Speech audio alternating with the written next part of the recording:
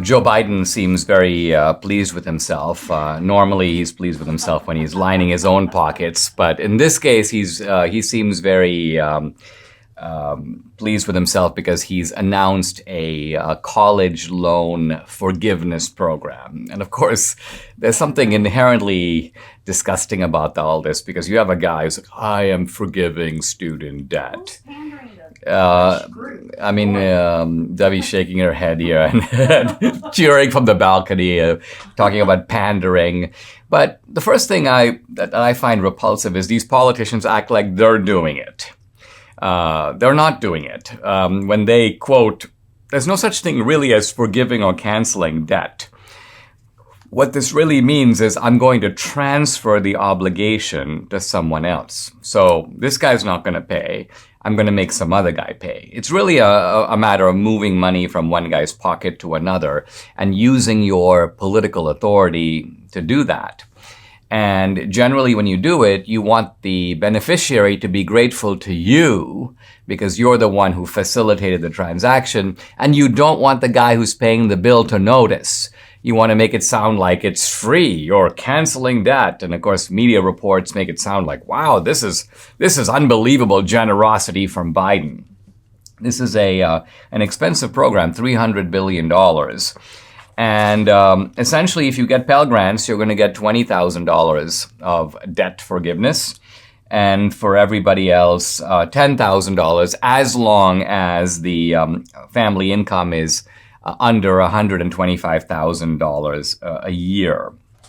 And the other thing that Biden did is he extended the student loan repayment pause. So supposedly because of COVID, there was a pause. You don't have to pay right now. There's a kind of a deferred payment scheme. And Biden goes with as one final deferment through the, basically through the end of this year, December 31st, 2022. Now, right away, when you have people who have loans, who are seeing their loans being deferred or being forgiven, you have to ask, what about the people who kept paying? What about the people who have, and I would fall in this camp. I mean, my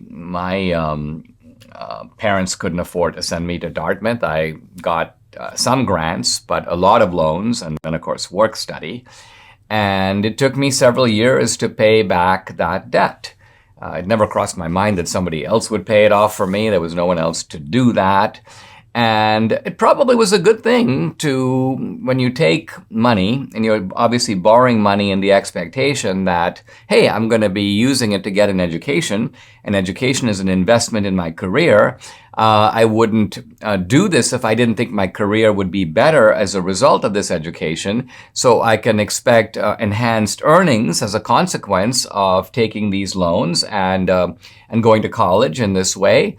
And so I should be in a position to be able to pay back these loans, if anything, with the kind of extra income that I earn as a result of the benefit of the college education I've received. So this is the kind of commonsensical logic behind the idea that it's okay to finance, at least in part, a college education because a college education pays you back in terms of future income. Now, as I say, there are people who decide, you know what, college education really isn't worth it. It takes, 2 years in case of an associate degree, of 4 years of my life. I don't really have normal income in those years. A college graduate is going to have to catch up to someone who goes straight to work. So there are people who have actually made a living, in some cases a good living, not having gone to college. There are other people who have gone to college and over time paid off their loans. In other words, acted responsibly. And now all the people who haven't, who have loans outstanding and either haven't paid, in some cases have no intention of paying, now see their loans forgiven, or at least forgiven in considerable part. And this reminds me a little bit, by analogy, also about amnesty for illegals. You've got legal immigrants who have waited in line, sometimes taken years, cost money, you hire immigration lawyers, you've got to go through the process. And even once you get a green card, it's 5 years of naturalization. Again, I can speak from experience.